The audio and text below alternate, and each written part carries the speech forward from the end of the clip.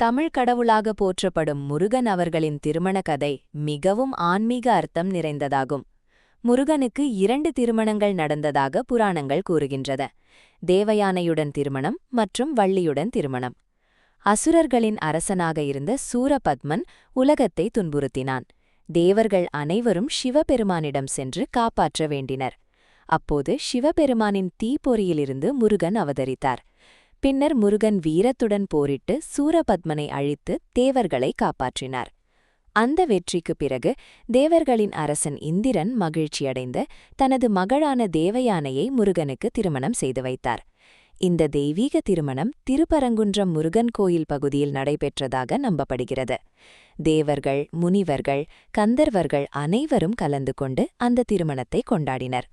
தேவயானை ஒழுக்கம், பக்தி மற்றும் தெய்வீக வாழ்க்கையின் அடையாளமாக கருதப்படுகிறார். அதன் பின்னர் முருகன் வேடர் குலத்தில் பிறந்த அழகிய பெண்ணான வள்ளியை சந்தித்தார். வள்ளி சிறுவயதிலிருந்தே முருகனை மனதில் காதலித்தாள். முருகனும் அவளை மணம் முடிக்க விரும்பினார். ஆனால் வள்ளி எளிதில் சம்மதிக்கவில்லை.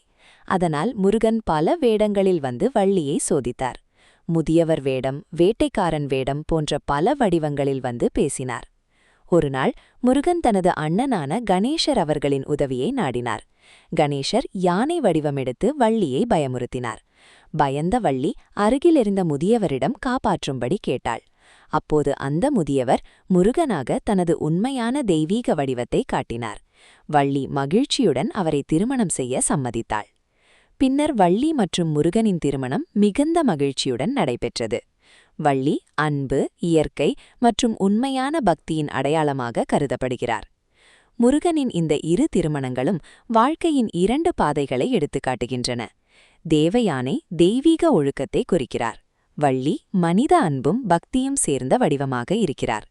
அதனால் முருகன் அனைவராலும் அன்புடன் வணங்கப்படும் கடவுளாக விளங்குகிறார்.